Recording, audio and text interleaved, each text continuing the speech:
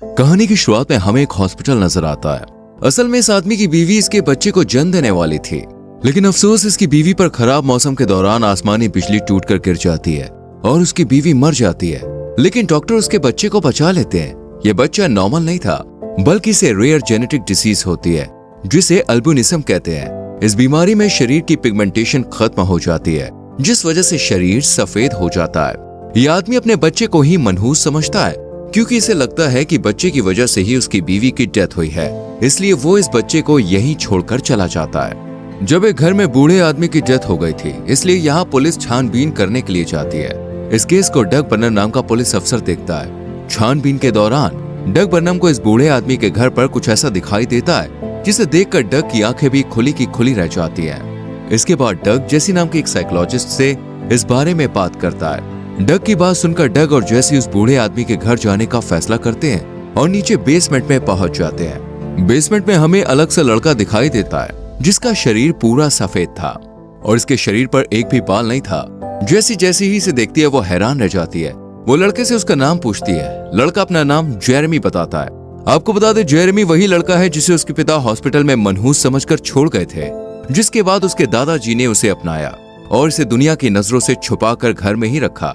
यानी जेरेमी अब तक बाहर नहीं गया था और ना ही इसकी पढ़ाई स्कूल से हुई थी, लेकिन फिर भी जेरेमी के पास बहुत सी किताबें थीं।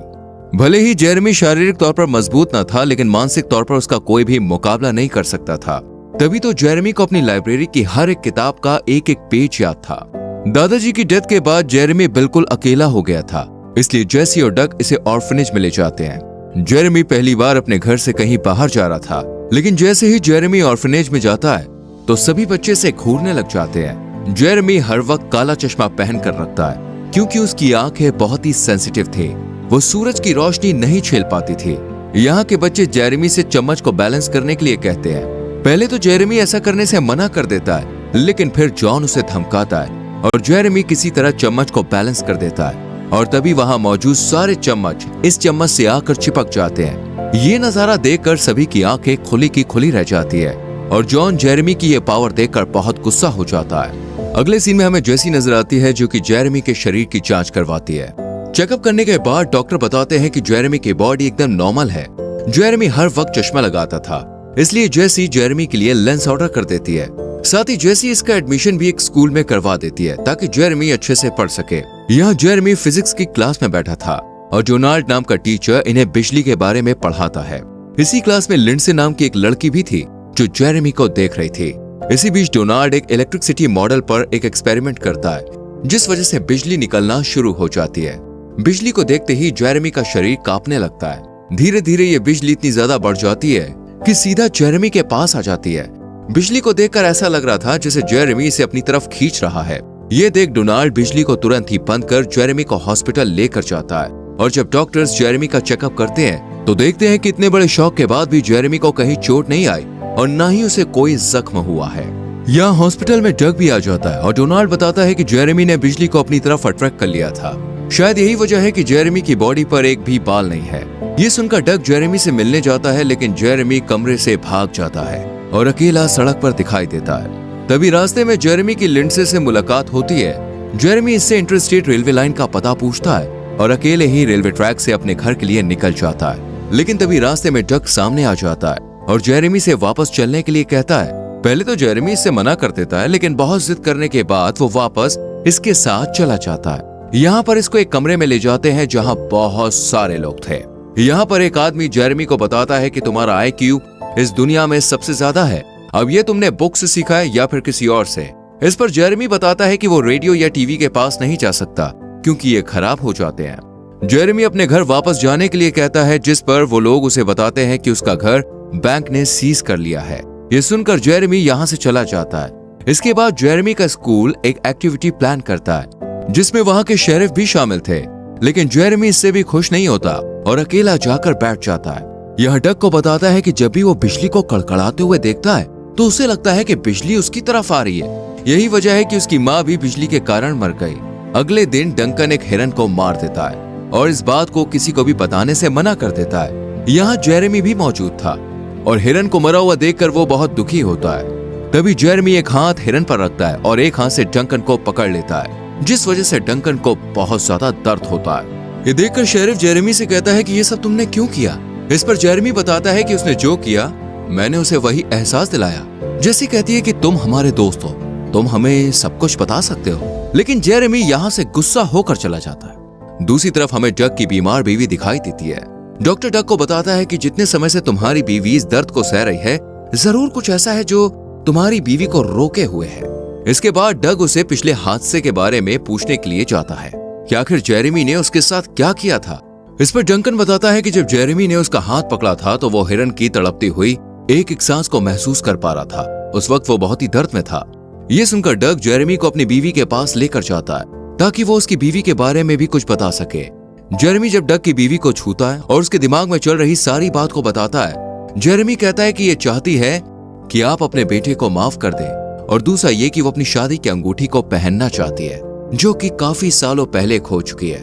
ये सुनने के बाद डग अपनी बीवी को अंगूठी पहनाता है और फिर उसकी बीवी की डेथ हो जाती है। माँ की डेथ के बारे में सुनने के बाद उसका बेटा मिलने के लिए आता है और डग अपने बेटे को देखकर गले लगा लेता है। ये सब जेरेमी देख रहा होता है और इमोशनल होकर रोने लग जाता है। अगले सीन में हमें जेरेमी और लिंडसे एक पार्क में बैठे हुए नजर आते हैं। वो यहाँ सभी के मन की बात पता है। जेरेमी बताता है कि यहाँ सभी लोगों का सोचना है कि वो सबसे अलग है, लेकिन ऐसा नहीं है। वो हर एक चीज से जुड़े हुए हैं, लेकिन ये सभी बातें लिंडसे के बिल्कुल भी समझ में नहीं आती है। तभी जेरेमी और लिंडसे एक दूसरे से हाथ मिलाते हैं और लिंडसे जेरेमी की शुरू से आखिर तक की सारी कहानी महसूस करती है कि कैसे उसके पिता ने उसे अकेला छोड़ दिया। जेरेमी के साथ भी अब तक जो हुआ था वो सब जेरेमी को याद था और उसे महसूस करके जेरेमी बहुत दुखी हो जाता है और लिंडसे से अपना हाथ छुड़ा लेता है।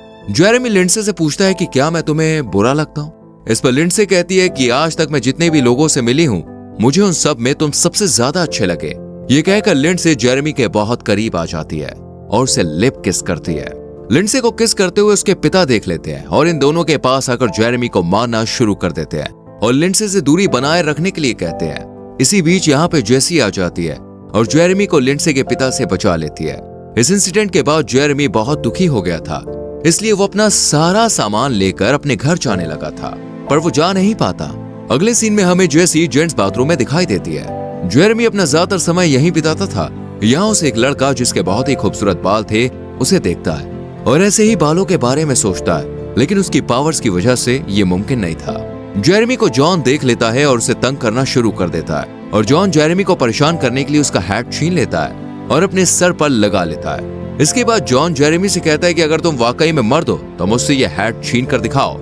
इसलिए जेरेमी अपनी हैट वापस लेने के लिए जैसे ही जॉन की तरफ हाथ बढ़ाता है तो जॉन उसका हाथ पकड़ लेता है। जेरेमी जॉन की पिछली जिंदगी को महसूस करता है कि कैसे उसके सौतेले बाप ने उसे टॉर्चर किया और उसकी जिंदगी कैसे बीती। जेरेमी ये सब महसूस करने के बाद उसके सौतेले पिता के कहे गए अल्फाज दोहराने लगता है। इसके बाद जॉन और उसके सभी दोस्त जेरेमी को लेकर बाहर आ जाते हैं और उसके सारे कपड़े फाड़ देते हैं। इसके बाद ये लोग इसे बहुत परेशान करते हैं और गंदे पानी में फेंक देते हैं। जेरेमी इन लोगों के सामने पूरी तरह से हार जाता है और गुस्से में अपनी सुपर पावर का इस्तेमाल करता है। तभी उसके गुस्से से बिजली कड़कड़ाने लगती है और इन लोगों पर गिर जाती है। जेरेमी को इससे कुछ भी नहीं होता, लेकिन जॉन की सांसें थम जाती है। ये देखकर जेरेमी जॉन को बिजली के छोटे छोटे झटके देता है और उसे दोबारा से जिंदा कर देता है। इसके बाद जेरेमी अपने घर वापस चला जाता है, लेकिन यहाँ इसके घर का सामान जब्त हो चुका था।